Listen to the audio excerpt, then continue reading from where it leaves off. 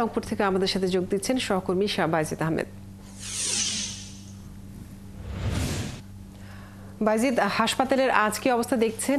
রোগী এবং স্বজনদের যে অভিযোগ সেটা নিয়ে কর্তৃপক্ষ কি বলছে এবং এখন পর্যন্ত কি উদ্যোগ দেখছেন?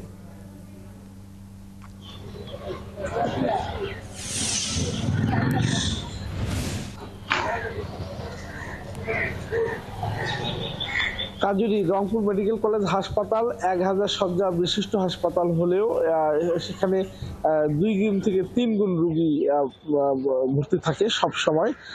ঈদের সময় কিন্তু এই বাড়তি চাপও থাকে, কারণ হলো বিশেষ করে সড়ক দুর্ঘটনা এবং মারামারি সহ নানা কারণে কিন্তু হাসপাতালে ভর্তি থাকে রোগীরা। রংপুর মেডিকেল কলেজ হাসপাতালে 18টি বিভাগ এবং 40টি ওয়ার্ড রয়েছে সব মিলে, এবং সেখানে প্রতি রোগী কিন্তু থাকে 300 থেকে 400 ওয়ার্ড ভিত্তিক। আর যে আইসোলেশন ওয়ার্ডটির কথা বলছিলাম, যেটি আমরা প্রতিবেদন করেছি, সেই গত 5 দিন ধরে কোনো চিকিৎসক, পরিচ্ছন্নতা কর্মী এবং তারা কেউই কিন্তু সেখানে আসে নাই, ওয়ার্ড বয়রা। সে কারণে মূলত সেখানে ময়লার ভাগাড়ে পরিণত হয়েছিল এবং রোগীর ময়লা এবং পানি একেবারেই ওয়ার্ডে ঢোকার মতো পরিস্থিতি ছিল না।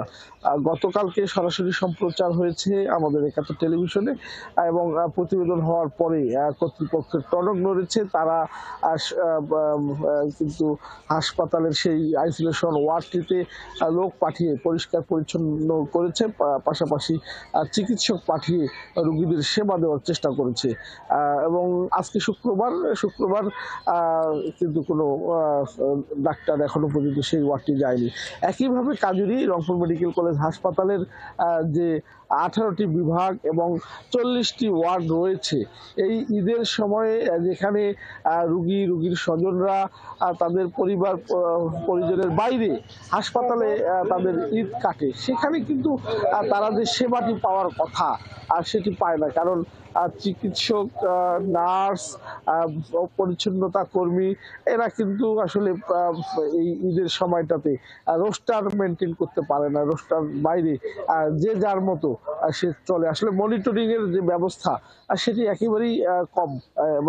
প্রতি ঈদেই দেখি, এবারও তাই দেখছি, এবং অন্যান্য সময়ও আসলে চিকিৎসকরা তারা সকাল 8টা থেকে বা 9টা থেকে বেলা 2টা বা 3টার পরে কিন্তু চিকিৎসকদের একেবারেই কম। শুধুমাত্র যারা নবীন চিকিৎসক, শিক্ষানবিশ চিকিৎসক, তারা কিন্তু চিকিৎসা দেন, কিন্তু বিশেষজ্ঞ চিকিৎসক থাকে না হাসপাতালে।